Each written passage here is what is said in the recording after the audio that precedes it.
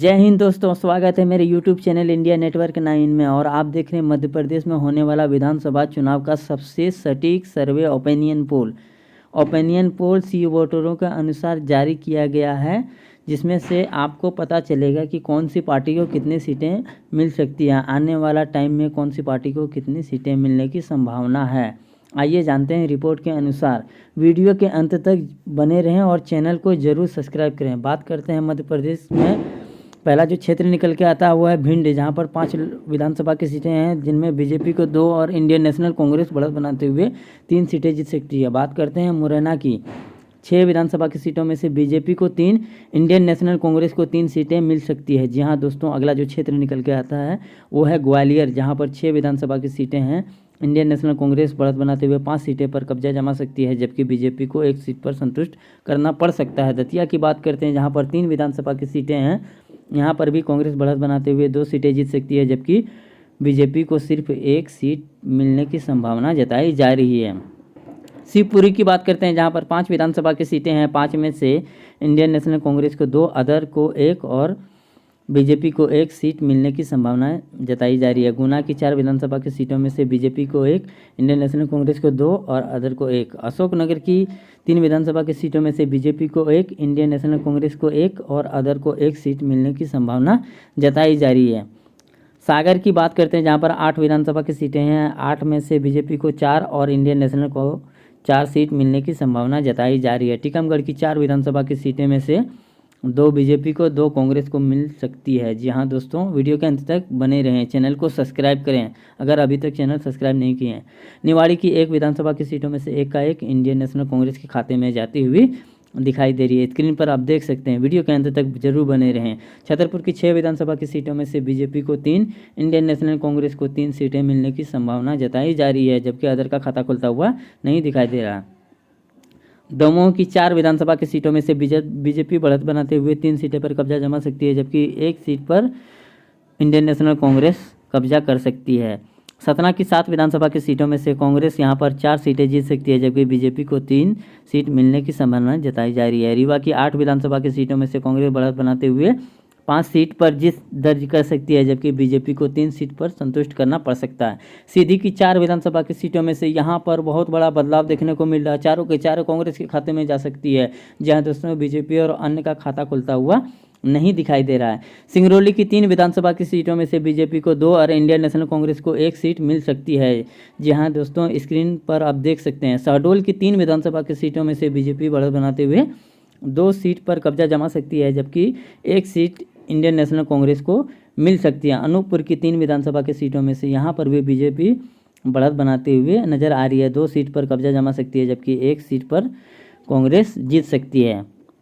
उमरिया की 2 विधानसभा की सीटों में से दोनों के दोनों कांग्रेस के खाते में जाती हुई दिखाई दे रही है, जबकि बीजेपी और अदर का खाता खुलता हुआ यहाँ पर नहीं दिखाई दे रहा। कटनी की 4 विधानसभा की सीटों में से 2 बीजेपी को और 2 कांग्रेस को मिल सकती है। जी हाँ दोस्तों, वीडियो के अंत तक बने रहें, चैनल को सब्सक्राइब करें अगर अभी तक नहीं किए हैं। जबलपुर की 8 विधानसभा की सीटों में से इंडियन नेशनल कांग्रेस बढ़त बनाते हुए 5 सीट पर कब्जा जमा सकती है, जबकि 2 बीजेपी को और 1 अदर को मिल सकती है। डिंडोरी की 2 विधानसभा की सीटों में से कांटे के टक्कर के साथ बीजेपी को 1 और इंडियन नेशनल कांग्रेस को 1 सीट मिल सकती है। जी हाँ दोस्तों, वीडियो के अंत तक बने रहें। बालाघाट की 6 विधानसभा की सीटों में से बीजेपी बढ़त बनाते हुए 4 सीट पर कब्जा जमा सकती है, जबकि 2 सीट पर कांग्रेस जीतने की संभावना जताई जा रही है। सिवनी की 4 विधानसभा की सीटों में से कांटे के टक्कर के साथ 2 बीजेपी को, 2 इंडियन नेशनल कांग्रेस को मिल सकती है।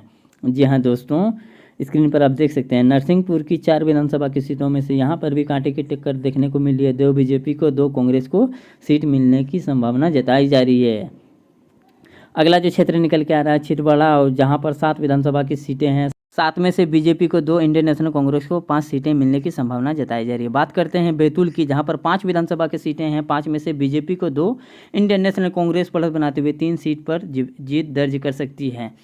हरदा की 5 विधानसभा की सीटों में से इंडियन नेशनल कांग्रेस को 2 और बीजेपी को 3 सीटें मिलने की संभावना जताई जा रही है। अगला क्षेत्र जो निकल के आ रहा है वो होशंगाबाद, जहाँ पर 4 विधानसभा की सीटें हैं। 4 में से बीजेपी को 2, इंडियन नेशनल कांग्रेस को 2 सीट मिल सकती है। जी हाँ दोस्तों, अदर का खाता खुलता हुआ नहीं दिखाई दे रहा है। रायसेन की 4 विधानसभा की सीटों में से बीजेपी को 2, इंडियन नेशनल कांग्रेस के 2 सीट मिलने की संभावना जताई जा रही है। स्क्रीन पर आप देख सकते हैं। जी हाँ दोस्तों, विदिशा की 5 विधानसभा की सीटों में से इंडियन नेशनल कांग्रेस को 3 और बीजेपी को 2 सीट मिलने की संभावना जताई जा रही है। अगला जो क्षेत्र निकल कर आ रहा है वो है सीहोर, जहां पर 4 विधानसभा की सीटें हैं, 2 बीजेपी को, 2 इंडियन नेशनल कांग्रेस को मिल सकती है। अदर का खाता खुलता हुआ यहाँ पर नहीं दिखाई दे रहा। भोपाल की बात करते हैं, जहाँ पर 7 विधानसभा की सीटें हैं, 7 में से इंडियन नेशनल कांग्रेस 5 और बीजेपी को 2 सीट मिलने की संभावना जताई जा रही है। जी हाँ दोस्तों, स्क्रीन पर देख सकते हैं। आगर मालवा की 2 विधानसभा की सीटों में से दोनों के दोनों बीजेपी के खाते में जा सकती है। वीडियो के अंत तक बने रहें, चैनल को सब्सक्राइब करें अगर चैनल सब्सक्राइब नहीं किए हैं। शाहजहांपुर का बात करते हैं, जहां पर 3 विधानसभा की सीटें हैं, जिनमें से बीजेपी को 1 और इंडियन नेशनल कांग्रेस को 2 सीट मिल सकती है। जी हाँ दोस्तों, वीडियो के अंत तक बने रहें, चैनल को सब्सक्राइब करें।